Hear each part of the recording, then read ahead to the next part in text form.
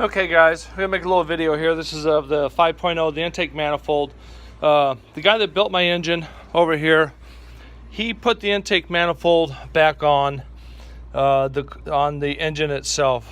I had to pull it off yesterday because I'm getting rid of this heater tube that's on the other side of this.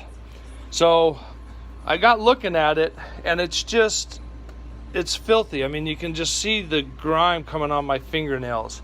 And you look at all these ports, they're just filthy. I don't know why someone would rebuild an engine and not go to the trouble to clean the freaking intake manifold. He could have called me and said, hey, we need to take this out, get a glass beaded, whatever, and I would have been like, fine, would have been like $50 or whatever it would have been. So we got, all this stuff I'm now gonna have to clean off. So, let me set this down a minute. So, basically what I'm doing is I'm going to clean the fuel injectors here, and I'm going to show you how I'm going to do that here.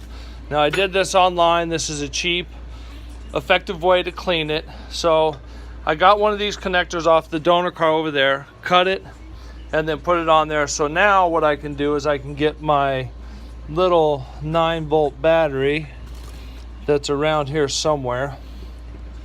Yeah, I can't find it. Oh, here it is right here. So I'm going to get my 9-volt battery. I got my alligator clips right here, which I will tap onto the 9-volt battery. That opens this up. What I did is I got a valve stem. I drilled a hole in the end, and I put this red tube in there. And what I did is I heated up the other end right here with my torch real quick, and then pulled it through, snugged it up. And then I put a little silicone on there to kind of seal that up. And then what you do is you hook this little can of stuff here, you hook that up right to there, okay? And then you basically hook up your alligator clips. That'll open it up, and then you just basically spray it. That creates the pressure just like if it was in the car, and it'll just shoot right out the injector and clean it out. Now I'm going to do it both ways, clean it out real good.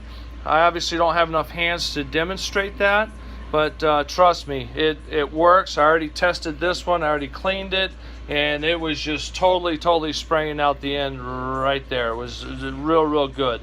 So this is going to be a cheap and effective way to clean these. I know these injectors were good because before I took the engine to him, the engine was running. It was running strong. There was 130,000 on these injectors.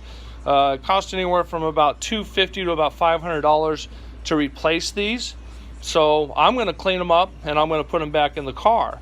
But if you look down in these ports right here, they're completely gummed out, totally gummed out. And just, I just don't know why he didn't. You can't really see down in there, but these are all just gummed out. So I'm going to spend the day cleaning all this.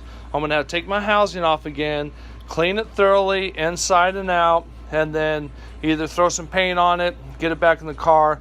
I'm going to try to avoid having to glass bead it, but if I can't get it clean the way I want to, then I'll take it somewhere and get it glass beaded, along with maybe my upper intake manifold as well.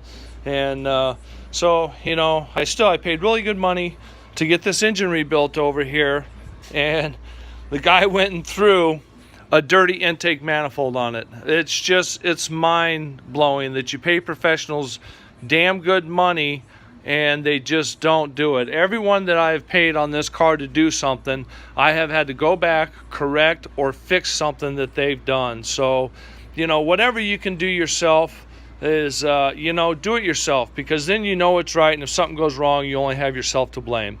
I did get the headers in this week, which are right here.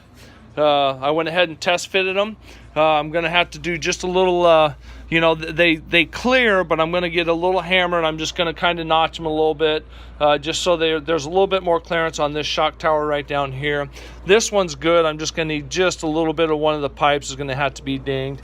I've also got the collectors that go on here that got the O2 sensors. So once I get them in, I'll be able to put the collectors on, and then I'll be able to put my O2 sensors on, and then it'll be that much closer. So when I go to fire this thing up here, it'll be ready to go. So I'll do another video maybe later on today after I get this cleaned up, or if I end up having to get it glass beaded, then maybe I'll do another one there. But you know, it's you take one step forward and you take another 3 steps back. So I hope you guys are enjoying these videos. Bye bye.